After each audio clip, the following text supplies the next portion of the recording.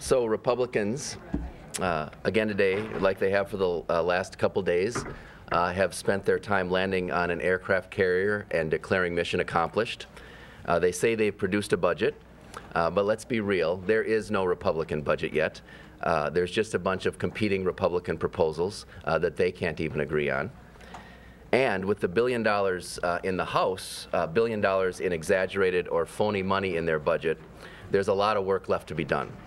Perhaps the banner, instead of mission accomplished, should say mission considered, but it was too hard.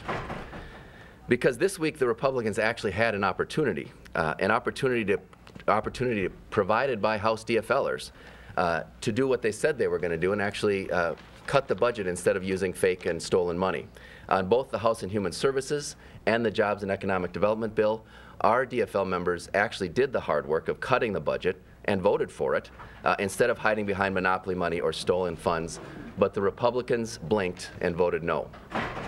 They are still living in a magical world where Chair Jim Abler, talking to the press, can say that cutting off services to people with disabilities and seniors, eliminating health care for tens of thousands of Minnesotans, and the loss of 20,000 good-paying jobs means, and I'm quoting him, no harm to anyone that I can tell.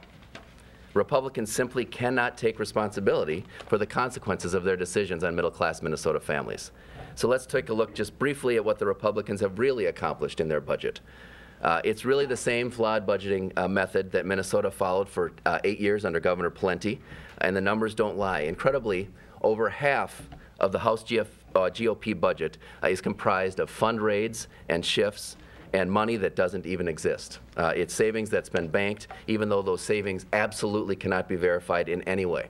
A CFO of a corporation that tried to budget in this way would be fired immediately. So that means that over half of the House GOP budget is basically a shell game. And even with all of the shell games, this budget takes Minnesota dramatically backwards. The House GOP budget means that 30,000 pink slips, enough people to fill 3/4 of Target Stadium today on opening day, will be issued.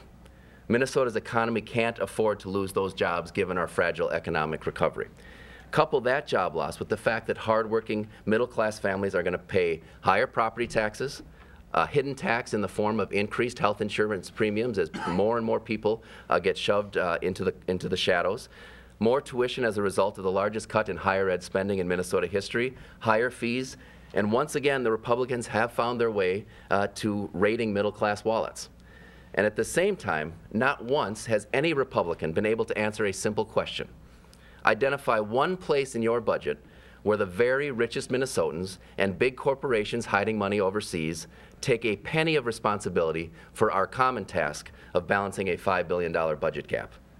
Just like they did for 8 years under Tim Pawlenty, working class, middle class families and small businesses will pay more and will get less. So as opposed to declaring mission accomplished, our time here at the legislature would be better spent finding new solutions to the budget deficit that ensures Minnesota's broad prosperity. That is actually the hard work of solving problems. It appears that the Republicans, however, are satisfied with simply the status quo.